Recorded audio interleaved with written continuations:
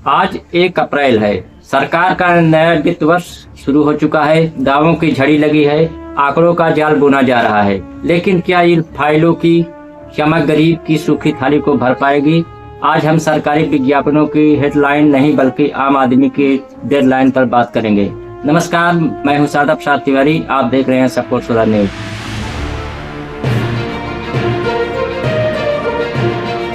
आज हम बात करेंगे उस डिग्री की जिसे हासिल करने में एक पिता की पूरी जमा पूंजी लग जाती है और एक माँ की बरसों की दुआएं। लेकिन 1 अप्रैल 2026 की इस सुबह जब सरकार नए वित्त वर्ष का जश्न मना रही है, करोड़ों युवा अपनी उसी डिग्री को फाइल में दबाए बस स्टैंडों और रेलवे स्टेशनों पर धक्के खा रहे हैं। सवाल सीधा है, अगर भारत दुनिया की तीसरी सबसे बड़ी अर्थव्यवस्था बनने की ओर है तो उस अर्थव्यवस्था में हमारे युवाओं के लिए स्पेस कहाँ है? क्या विकसित भारत का सपना सिर्फ ऊंची इमारतों और एक्सप्रेसवे से पूरा होगा, या उसमें उन हाथों को भी काम मिलेगा जो आज सिर्फ कीबोर्ड पर अपनी किस्मत टाइप कर रहे हैं? आंकड़ों की बाजीगरी देखिए। सरकार कहती है कि स्किल इंडिया से लाखों को हुनर मिला। हम पूछते हैं उस हुनर का इस्तेमाल कहाँ हो रहा है? क्या स्टार्टअप इंडिया का मतलब सिर्फ डिलीवरी बॉय की नौकरी रह गई है? आज का ग्रेजुएट युवा चपरासी की भर्ती के लिए लाइन में खड़ा है। पीएचडी होल्डर सफाई कर्मचारी बनने के होड़ में है। क्या यही है डेमोग्राफिक डिविडेंड जिसका ढोल हम पूरी दुनिया में पीटते हैं? सबसे बड़ा दर्द है पेपर लीक का कैंसर। सालों की मेहनत, रातों की पढ़ाई और परीक्षा के दिन पता चलता है कि सिस्टम की सेधमारी ने भविष्य नीलाम कर दिया है।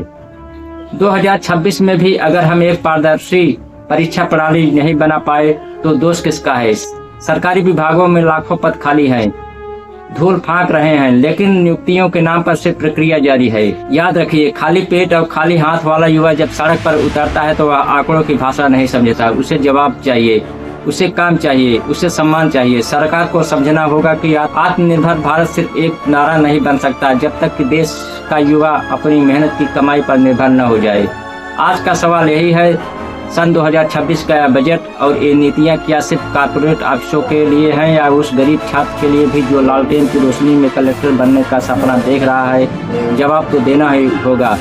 आज पूछेंगे कि विकास का पहिया सिर्फ वीआईपी सड़कों पर ही क्यों दौड़ रहा है?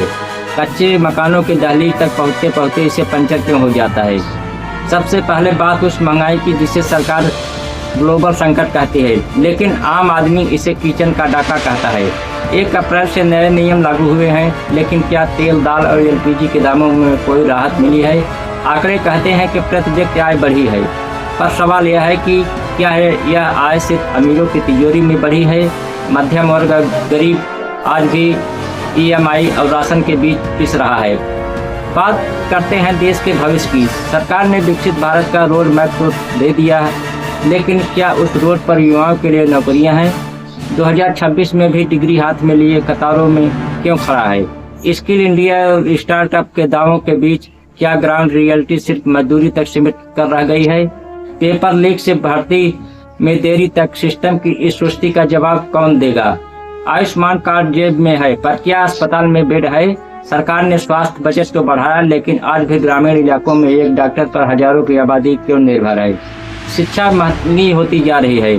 सरकारी स्कूल स्मार्ट क्लास के नाम पर सिर्फ प्रिंट किए जा रहे हैं।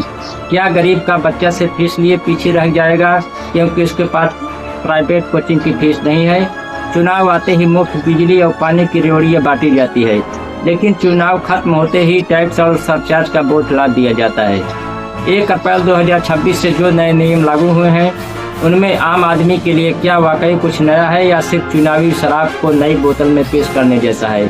विज्ञापन की चकाचौंध में छिपे उन चेहरों को देखिए जो आज भी सिर्फ छत की उम्मीद में रातें काट रहे हैं। लोकतंत्र में सरकार से सवाल पूछना गुनाह नहीं बल्कि नागरिक का धर्म है। हम किसी पक्ष या विपक्ष के लिए नहीं बल्कि आपके लिए खड़े हैं। उम्मीद है कि 2026 का यह साल सिर्फ फाइलों में नहीं बल्कि हकीकत में गरीब कल्याण का साल बने। देखते रहिए संपूर्ण सुराग न्यूज, सच वही जो आप महसूस करें। धन्यवाद।